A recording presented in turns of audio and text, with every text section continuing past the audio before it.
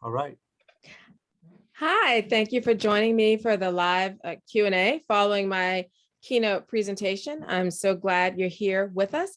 If you have questions, please go on over and type them in so I can respond to maybe some of the questions you had to my presentation, or maybe something more broadly just about the racial justice in the Catholic Church, all those kinds of things.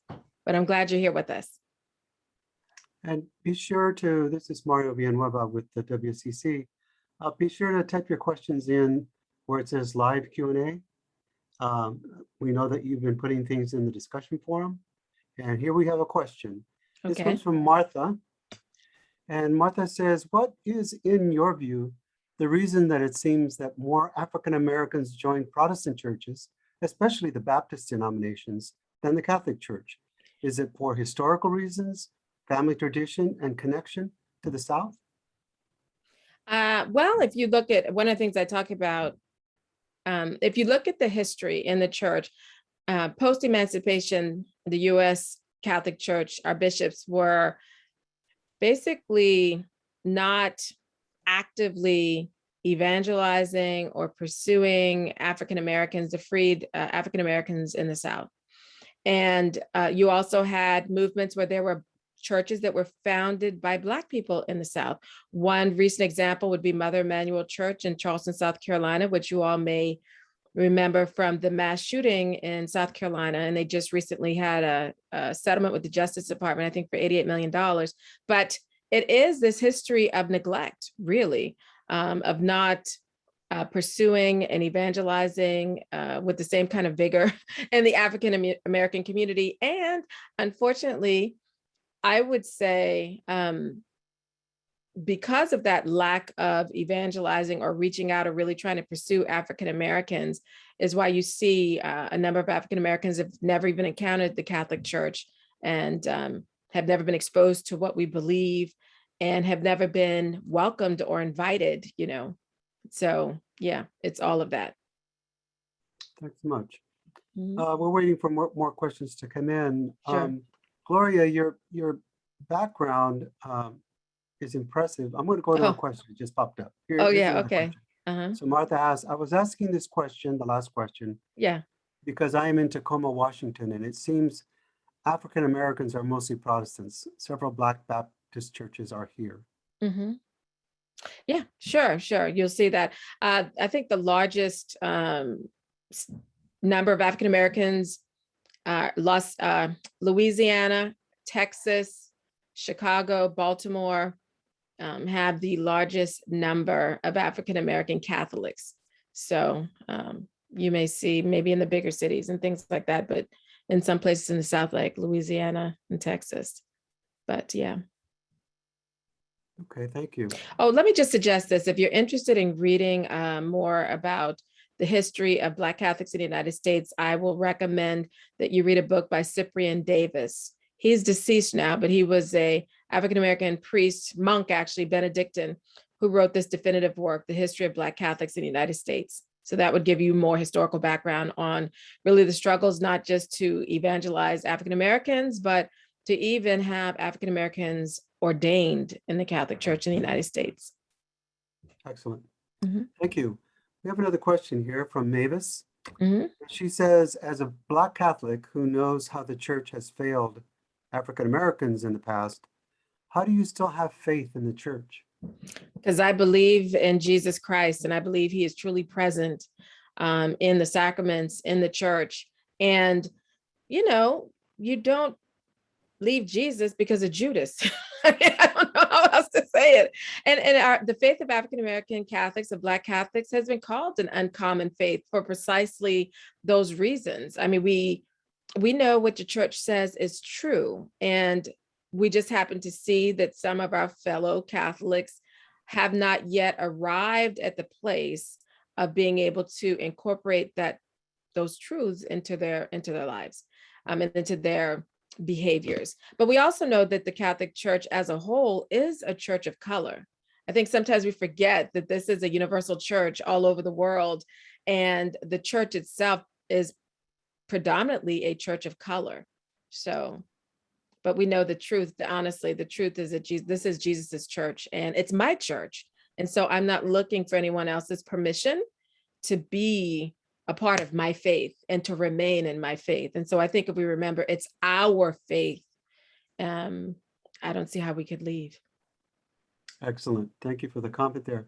Mhm. This next one I have particular interest in. I'm a musician, and this person says, I wondered if the lively style of celebrating of African Americans was seen by Catholics as not a proper way to celebrate Mass. I know that's a little unusual, but Mhm. could you speak on that?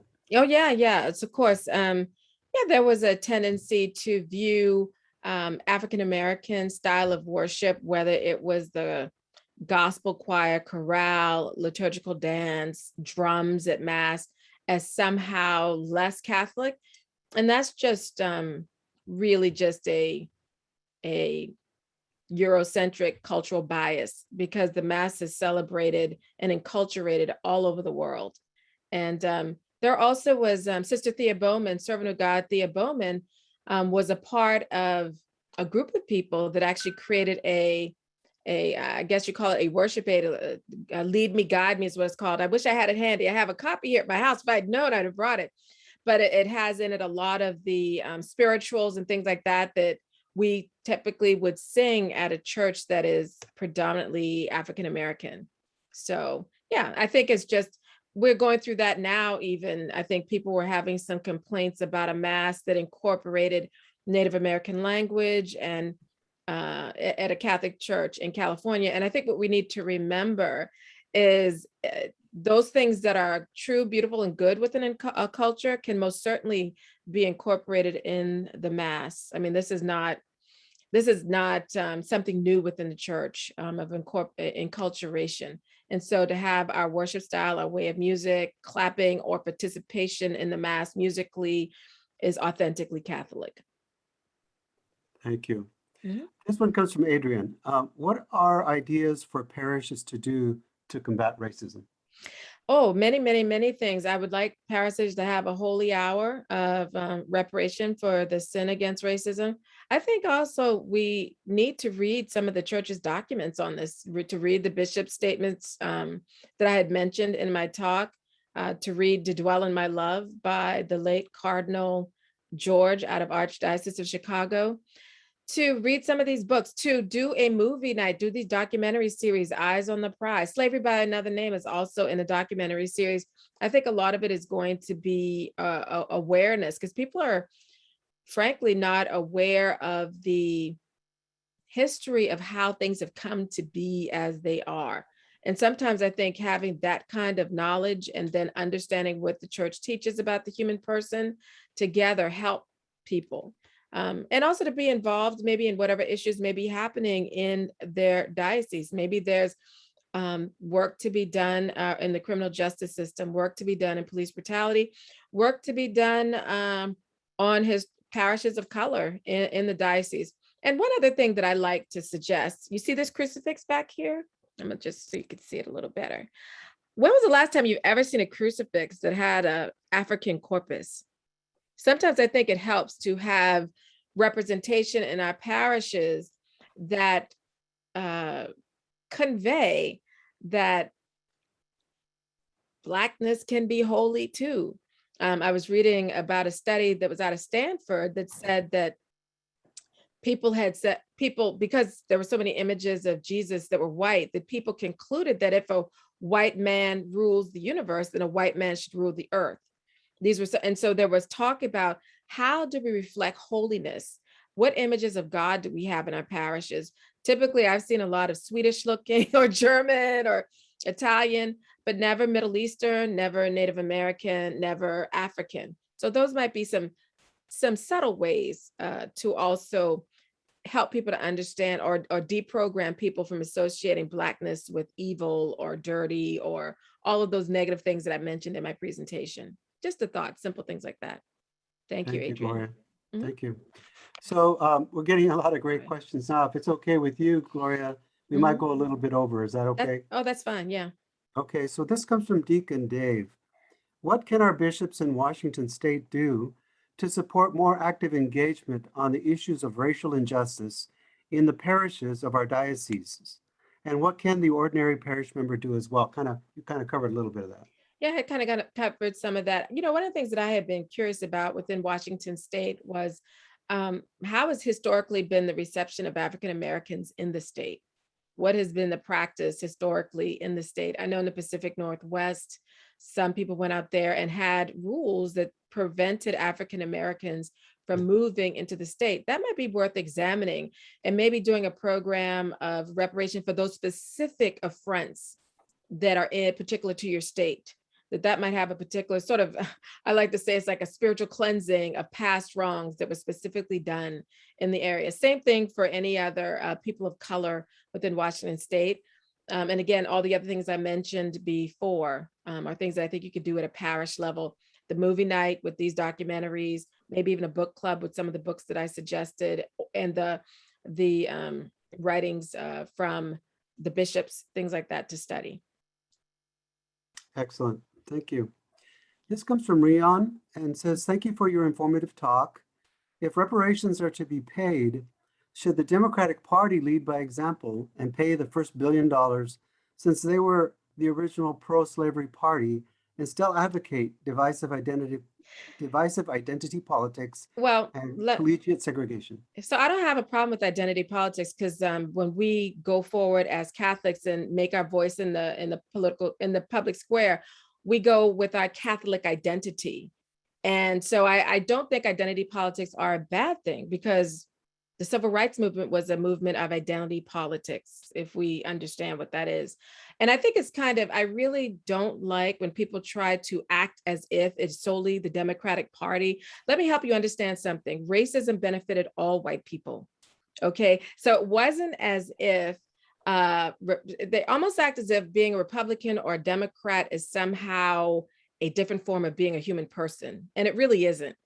The ideologies that plagued our country for centuries was not limited to Democrats or Republicans. This was across the board laws that you found in states that had Black people have a second-class status.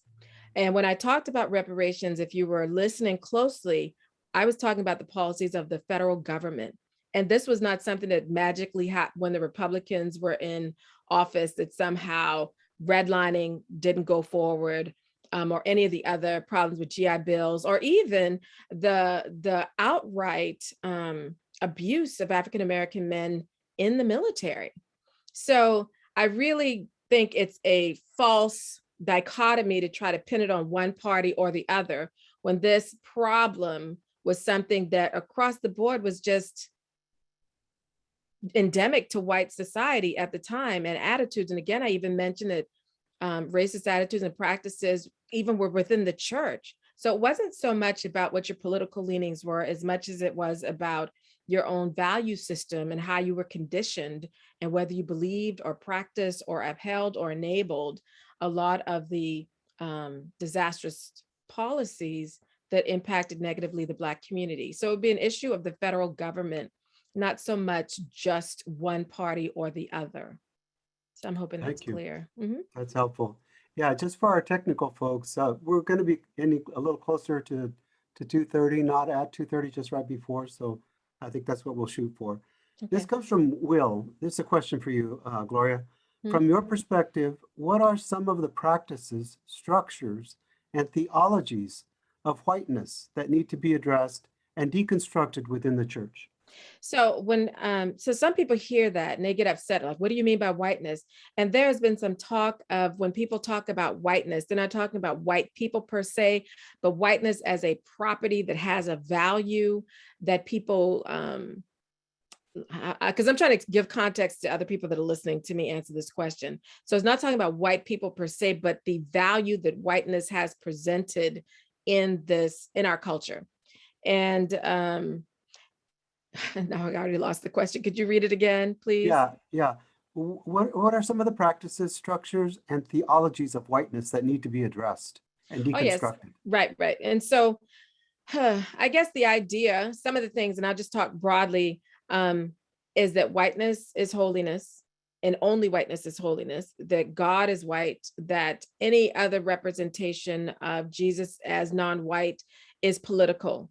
And so people have issues with that. And so I think to sort of deprogram from that would be helpful. Also, one of the things that I had been reading about is the idea that there's nothing to learn from other people, from people of color about God. In particular, I was reading some James Cone. Not all, I don't agree with everything that he has written. He's an African-American theologian. He's deceased now, but he had written some pretty compelling things about how the church, not the Catholic Church, but just the church itself, acts as if there's nothing to be learned from Black people about God. And only white people can instruct and be able to tell us about God, the white experience, the white viewpoint. And that's not true. And so those are some of the kinds of things I think we need to address or think about. And also, honestly, there has to be some deprogramming around the idea of innocence.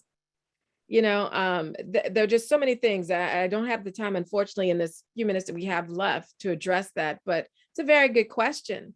And what you're really talking about is our mindset and how we receive color, how we receive race, how we perceive it, and the things that the values we attach to race, people of particular races. So. Excellent. Thank you. Mhm. This comes from Andy. How would you define racism? It was Ta-Nehisi Coates, I think, who said racism was racial prejudice reinforced by systems of power. How would you define racism? Usually because people are like, oh, what does that mean? What does that mean? I had written down I'm talking about the cultural attitudes, practices, systems, structures, representations that tend to reinforce in people that some people are inferior and others are superior. And in that is the systems and the structures and things, just like Ta-Nehisi Coates had talked about. And so I don't think that's a terrible definition of racism, but I want to remind people that things like how we represent things does feed into sort of a racist perception of the human person. So I'm hoping that's okay. I'm hoping that is answered the question. Thank you. So this will probably be our last question. We're right at the end of time. When people say Black Lives Matter, this comes from Maylene. Yeah. When people say Black Lives Matter, the statement, not necessarily the movement, Yeah. and some counter with, well, all lives matter. I feel like some take offense to that reply. Yes. And those who support the statement that Black Lives Matter feel that we are against Black lives. What are your thoughts? How do we reconcile that? Well, I think the problem, honestly, is that all lives matter arose as a retort to Black Lives Matter. So when people started Black Lives Matter, made the hashtag in response to the shooting of Trayvon Martin, people say all lives matter as a retort, meaning hush on the Black Lives Matter. That's how it's perceived. That's how it is played out in social media. And it tends to deflect from the conversation around why do Black Lives matter? Why should Black Lives matter? And in the ways in which we experience in society that they do not matter. And this was in particular also talking about how police brutality and policing treat Black people for more than a century. This is something that we've talked about in our community. So to hear all lives matter, people understood it in the context of as a retort against Black Lives Matter, because certainly, of course, all lives matter, but in theory, but in practice, people we're seeing that Black lives don't in this country because of the kinds of ways we are treated in various places. And I think it has been particularly troubling to look at the area of police brutality. And this is not something that just happened with George Floyd. This has been a problem in this country, and Black people have spoken about it for more than a century. And so that's why people take offense when they hear someone say all lives matter, is because that arose as a retort, as a silencing device, as a deflection from Black Lives Matter. All right, Gloria Purvis, we're at the end of our time. Thank you so much for joining us today with your presentation and being so gracious to be with us here in this Q&A session. We couldn't get to all the questions. We're sorry about that. Yeah. But if you have questions that you would like us to forward to Gloria, we will do that. Just send us a note at www.wacatholics.org and we'll get those questions to Gloria. Thank you all and God bless. Thank you. Thank you, Gloria. Thank you, Adrian.